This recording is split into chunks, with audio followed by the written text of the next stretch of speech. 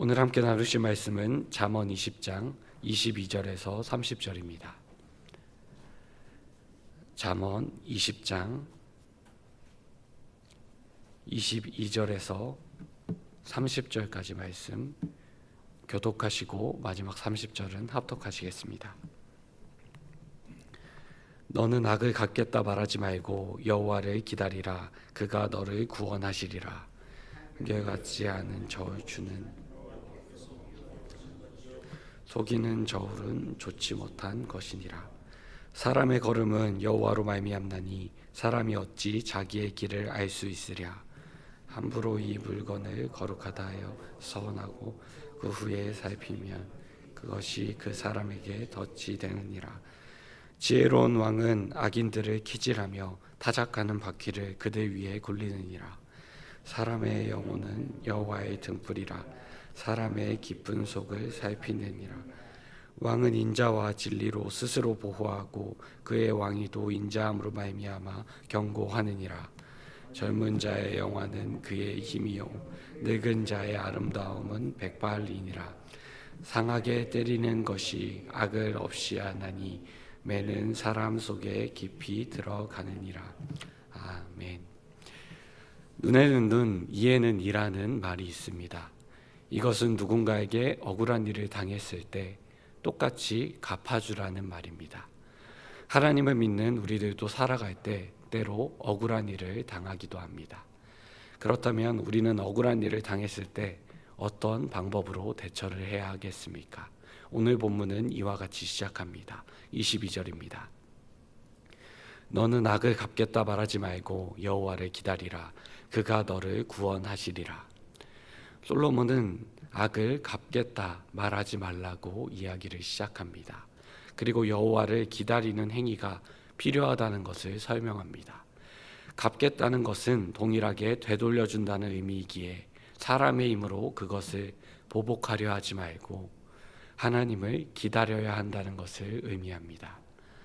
이것은 감정에 휘말려 복수심으로 보복하는 행위를 하지 않아야 한다는 권면입니다. 하지만 연약한 우리는 억울함에 좌절할 수도 있고 오히려 악인이 더욱 잘 되는 것 같아 마음이 무너질 때도 있습니다. 그럼에도 불구하고 우리가 나의 힘으로 악을 갚지 않아야 하는 것은 우리가 여호와를 기다리는 행위를 할 때에 그분께서 구원해 주실 것이기 때문입니다. 기다리라는 것은 소망을 가지고 바라본다는 것입니다. 그런데 이것이 비록 내가 당한 악을 동일하게 하나님이 갚아주시는 것을 의미하지는 않습니다. 물론 하나님께서 동일한 방법으로 악인에게 보복을 하시기도 하지만 반대로 보복을 넘어 용서와 사랑을 우리에게 가르치시기도 하시기 때문입니다. 본문에서 말하는 구원하다는 뜻이 보복의 차원을 넘어 어려움과 공경에서 빼내주신다는 것을 의미하고 있습니다. 그러므로 솔로몬은 사람이 악을 악으로 갚으면 지속적으로 보복이 오지만 모든 것을 주님께 맡긴다면 여러 가지 갈등 가운데에서도 하나님께서 구원하여 주실 것이라는 믿음을 가지고 있는 것입니다. 솔로몬의 교훈은 계속됩니다. 23절입니다. 한결같지 않은 저울주는 여호와께서 미워하시는 것이요 속이는 저울은 좋지 못한 것이니라. 23절은 모든 상업적 거래에서 공정해야 한다는 경고를 하고 있습니다. 한결같지 않은 저울주는 하나님께서 미워한다고 합니다. 그렇다면 누군가가 한결같이 않은 저울추를 사용하는 이유는 무엇이겠습니까? 그것은 자신이 다른 사람보다 부당한 이익을 취득하기 위한 욕망에서 비롯됩니다. 또한 누군가를 한번 속이기 시작하면 그 거짓말은 지속적으로 확장되기 마련입니다. 바늘도둑이 소도둑된다는 말처럼 처음에는 떨리는 마음으로 한결같이 않는 줄을 사용하게 될지라도 시간이 지날수록 대담하게 부당한 이득을 취하게 되는 것입니다.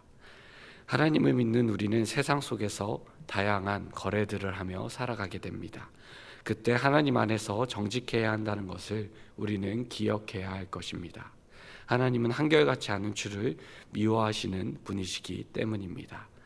비록 한결같지 않은 저울추로 사람을 속일 수도 있으나 우리의 마음까지도 아시는 하나님을 속일 수는 없기 때문입니다. 24절입니다.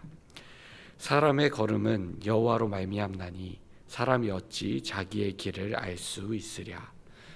잠언에서는 지속적으로 사람이 걸음을 걸어가지만 그 걸음을 인도하시는 분은 오직 하나님뿐이심을 설명하고 있습니다. 그럼에도 사람은 자신의 앞길을 예측하고 싶어하고 자신에게 더 유리한 쪽으로 걸어가고 싶어하는 욕망이 있습니다. 그래서 신앙을 가진 사람들도 때로 사주를 본다거나 다른 것들을 의지하는 모습을 보이기도 합니다. 이러한 모습은 미래에 대한 불안감으로 인해 세상의 다른 것들을 의지하는 모습입니다. 그러나 솔로몬은 사람은 결코 자신의 길을 알 수 없다라고 이야기합니다. 하나님께서 우리의 삶에 일어나는 모든 일을 주관하시고 그분의 선한 뜻대로 이루어 가시기 때문입니다. 그렇다면 우리는 무엇을 의지하고 무엇을 따라 걸어가야 하겠습니까? 지금 가고 있는 이 길에서 하나님의 뜻대로 가고 있는 것인지 우리는 분별하는 기도를 드려야 합니다. 우리는 주님께 부르짖는 기도를 드리기도 하고 또한 침묵으로 기도하며 하나님의 말씀을 분별하며 듣는 연습도 해야 하기 때문입니다. 또한 기도는 큰 일이 있을 때만 기도하는 것이 아니라 내 삶의 소소한 부분들도 주님께 아뢰며 기도하며 나아가야 합니다. 솔로몬은 이어서 서원에 대한 것에 지혜로운 왕들에 대한 것들을 교훈합니다. 25절입니다. 함부로 이 물건은 거룩하다 하여 서원하고 그 후에 살피면 그것이 사람에게 덫이 되느니라. 25절에서는 함부로 서원하는 것에 대한 경고를 합니다. 함부로 서원하는 경우는 어떤 경우입니까? 기도하지 않고 충동적으로 서원했다가 후회하는 경우를 의미합니다. 본문에서는 이 물건은 거룩하다 하여 서원하였다는 것은 충동적으로 자신의 재산 중 어떤 것을 거룩하게 성별하여 하나님의 것으로 봉헌했다가 후에 자신의 행동을 후회하는 모습을 묘사하고 있습니다. 이러한 모습은 그 사람에게 덫이 된다고 말합니다. 덫은 짐승을 잡기 위해 설치하는 것입니다. 잠시 유혹에 빠져 덫에 빠지게 되는데 그것은 짐승의 숨통을 점점 더 조여오고 결국에는 목숨을 빼앗아 가기도 합니다.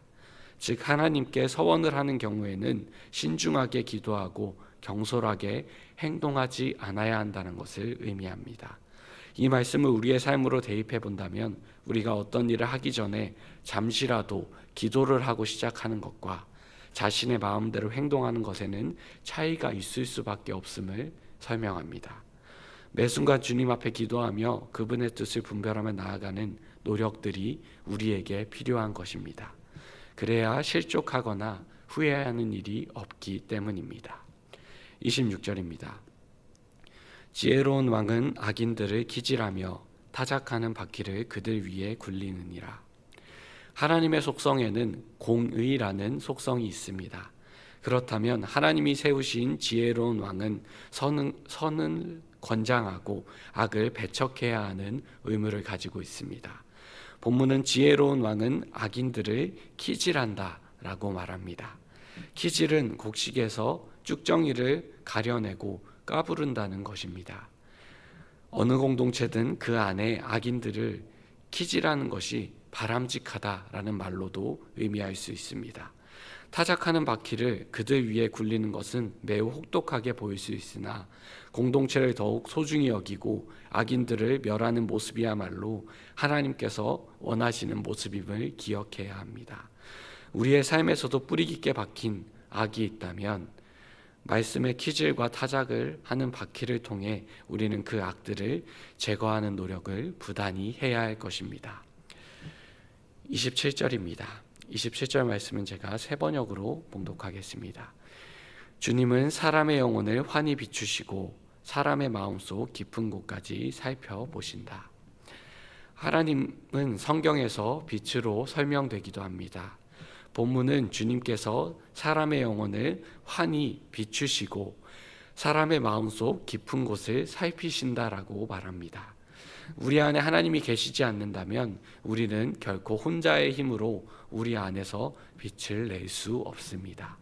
오히려 사람의 내면 깊은 곳에는 누구에게나 어두운 방이 하나씩 있습니다.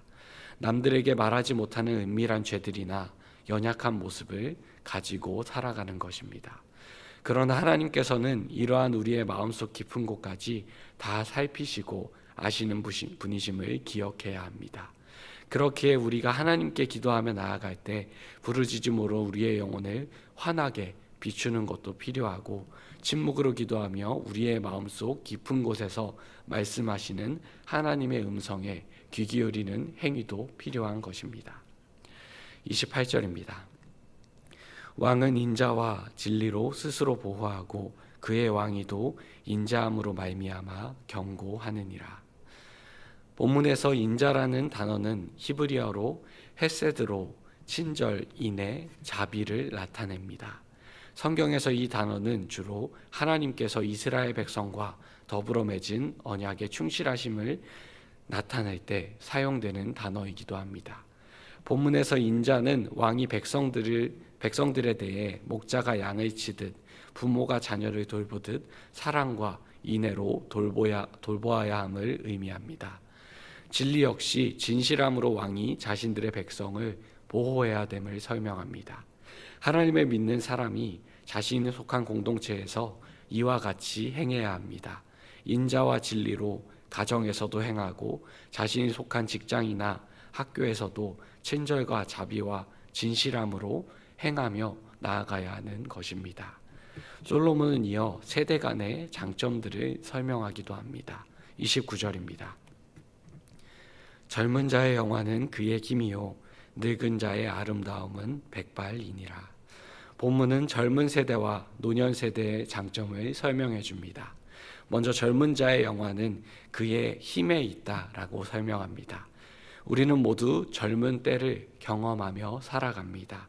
그런데 안타깝게도 자신의 젊은 때를 제대로 즐기며 살아가는 사람보다 그 시간을 허비하는 사람들이 많습니다.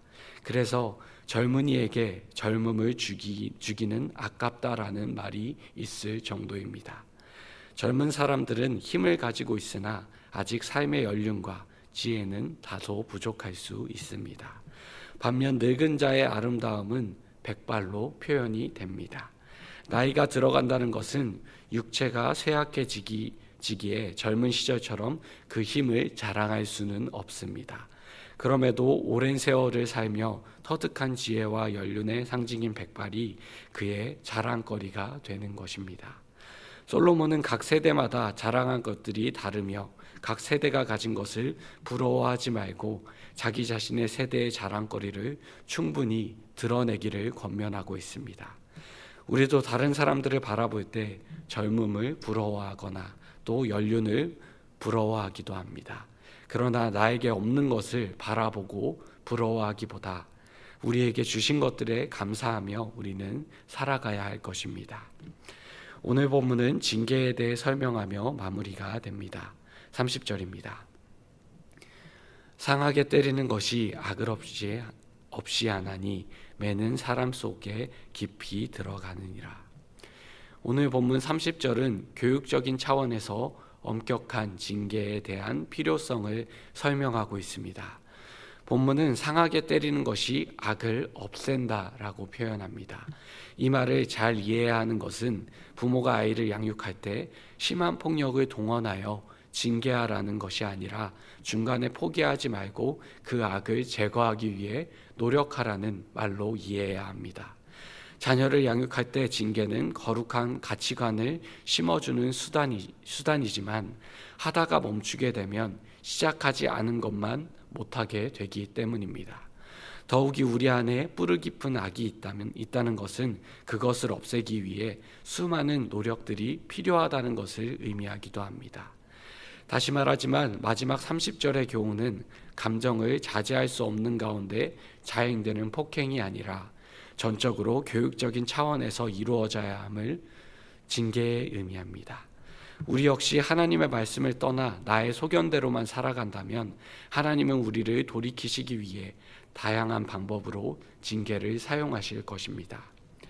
우리에게 고난이 다가왔을 때 불평만 하는 것이 아니라 지금 나에게 있는 이 고난에 대한 분별이 반드시 필요합니다. 나를 죄악의 길에서 돌리기 위함이신지 아니면 주님께 기도하며 주님의 뜻을 구해야 하는 것인지 우리는 기도해야 합니다. 오늘 하루 주님 앞에 기도하며 나아가실 때 침묵 가운데 우리에게 말씀으로 말씀하시는 주님의 음성에 귀를 기울이시는 모든 교우님들이 되시기를 주님의 이름으로 축복합니다. 기도하겠습니다. 하나님, 오늘도 주님의 말씀을 묵상하며 이 하루를 시작하게 하심에 감사드립니다. 우리가 하나님의 말씀대로 살아가려고 노력하지만 때로 한결같지 않는 주를 사용하고자 하는 욕망에 사로잡히기도 하고 하나님의 말씀을 기준 삼기보다 나의 힘과 능력으로 나아가려 했던 모습들을 돌아보며 회개합니다. 우리의 등불이 되시고 인도자가 되시는 하나님을 온전히 의지하도록 이끌어 주시고 우리가 삶 속에서 주님께 부르짖는 기도와 침묵으로 주님의 말씀을 기다리는 기도를 드리며 나아가게 하여 주시옵소서. 오늘 하루도 주님께서 동행하여 주실 것을 믿으며 예수님의 이름으로 기도드립니다. 아멘.